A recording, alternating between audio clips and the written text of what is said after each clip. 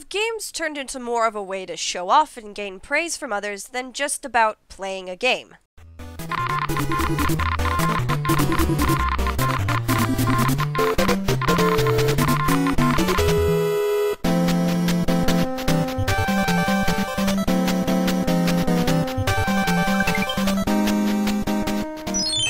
So I've had comments from friends and people I know where they were saying I was trying too hard for praise on games that I've been playing, like Dark Souls 2, and recently I'm playing Demon Souls. So, oh yes, you're obviously looking for praise because you're playing those hard games. No, I like to play these games because I want to play them. Maybe after the first few times I play it, maybe I start doing some of the achievements just to mix it up, and it's more of a personal challenge than to get trophies. So this got me thinking, what really has spurred this influence of needing praise for gaming? I mean, online communities are huge for games. Difficulty and complexity of games has increased, which I guess means it's harder to do, and if you've done it, then yeah, more praise to you, way! There's also the introduction of achievements and trophies, which has not helped at all for this whole, I need praise, look at what I've done, I am the best gamer. So, why do people want praise? Well, I mean, the achievements are nice, because it's like, oh, you did this little feat, thanks. Some other people, they have it as their nerd cred. Like, oh, you haven't played this game? Then you're obviously not a fucking gamer. And yeah, I've heard that many times, but I usually just fucking ignore it. It's like, ooh, I'm not a nerd in your eyes. Oh no, I'm so crushed. And another really big influence for needing praise, is there's so much social media involved in gaming now. There's Facebook updates when you get trophies, there's like instant uploading of videos. It's insane. So you can show off a lot easier, and I guess that's what people want. It's unfortunate because other elements of a game are ignored because they're too focused on either doing it too fast or, like, I don't know, just wanting to complete the game and not actually taking the time to look and see how deep a game could be. And this is only really recently too. No one really seeks praise for finishing like old games like Vaxanadu or the dam level in Teenage Mutant Ninja Turtles. Like, those are really hard, but no one cares about them. It's only the new games. Fuck that. And I have encountered some people who brag about how fast they're doing things in a game. And so I would ask them, oh, did you know this character? My god, this story is so sad. And they're like, what are you talking about? It's like, what?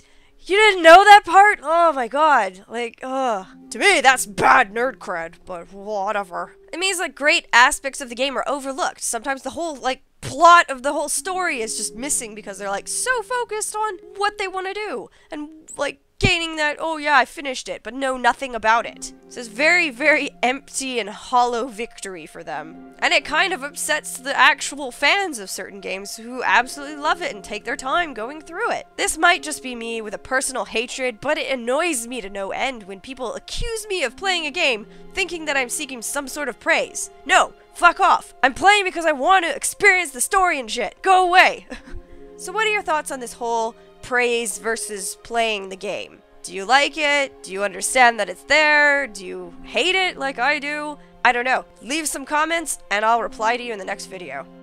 I'm now going to reply to the last episode, which was the HD remakes. Yes, that's it. Basically, there's a very general consensus about the whole HD remake thing, but I'm going to go through a few of the comments just to touch up on certain things. Infel says there are a few games that they would like to see HD remakes for, but they prefer the original game, and that they usually go for the original unless it's absurdly expensive, like certain RPG games that are just absolutely insane. They also mentioned that they buy the HD remakes because they love the original game and they just don't want to switch over a bunch of consoles, which completely makes sense, which is what I did with a lot of my games because I moved different countries, and so I needed a game that would be region-free, and a lot of HD remakes remade the games that I liked, so yeah, completely makes sense. Twilight Sin says they like HD remakes, however, when the remake is only a year or 3 years apart from the original game, it's pointless. Yeah, a lot of people said that as well. They give the example of the Lara Croft HD, which looked nice in the original, but there was nothing special, and you had to pay full price,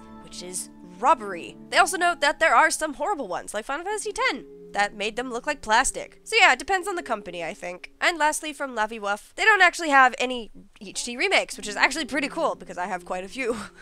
They think that generally they're unnecessary, and they understand that bringing an older game to a newer console, making it look prettier, but again, the price just gets jacked up, and you're paying for the game you already kind of have usually. So it's not worth it. It is cool, however, when older games get extra stuff when they're re-released. Costumes, skills, like storylines. I think Tales of Vesperia did that really well, where they had a new dungeon, new character as well for the PlayStation release. But I don't think it was HD, but oh well. So yeah, HD, meh, it's not so great.